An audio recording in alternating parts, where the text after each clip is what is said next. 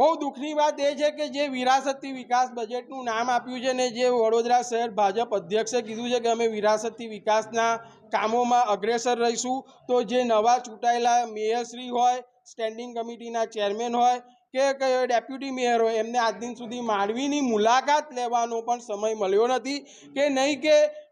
Standing કમિટીમાં એમને જણાવ્યું હોય કે માંડવીનું કામ કેવી રીતનું ચાલી રહ્યું છે, કારણ કે રિવ્યૂ બેઠકમાં નવા કામોની જ રજૂઆતો થતી હોય છે, જૂના જે હેરિટેજના કામ છે એની કોઈ રજૂઆત થતી નથી। અને દુઃખની વાત એ છે કે જે વિરાસતથી વિકાસ બજેટનું નામ આપ્યું છે વર્ષ 2026, એના 6 મહિના વીતી ગયા છે, એની અંદર 5 હેરિટેજનું ટોપ પ્રાયોરિટીમાં કામ શરૂ કરવાનું છે। એમાંય માંડવીનું કામ પહેલું શરૂ કર્યું છે જે ગ્રાઉન્ડ લેવલ પર 0 છે, તો અન્ય જે 5 હેરિટેજ છે એના કામ ક્યારે થશે અને જે મહાનગરપાલિકાએ 128 હેરિટેજ આઈડેન્ટિફાય કર્યા છે એ કામ ક્યારે પૂરા થશે એ સૌથી મોટો પ્રશ્ન છે। આમ તો હું મહાનગરપાલિકાની કચેરીમાં નહીં આવવાનો નિયમ લીધેલો, પરંતુ જે રીતનું મહાનગરપાલિકાની કાર્ય પદ્ધતિ છે એટલા માટે મારે આજે આ માહિતી મેળવવા માટે મહાનગરપાલિકાની કચેરીએ આવવું પડ્યું છે।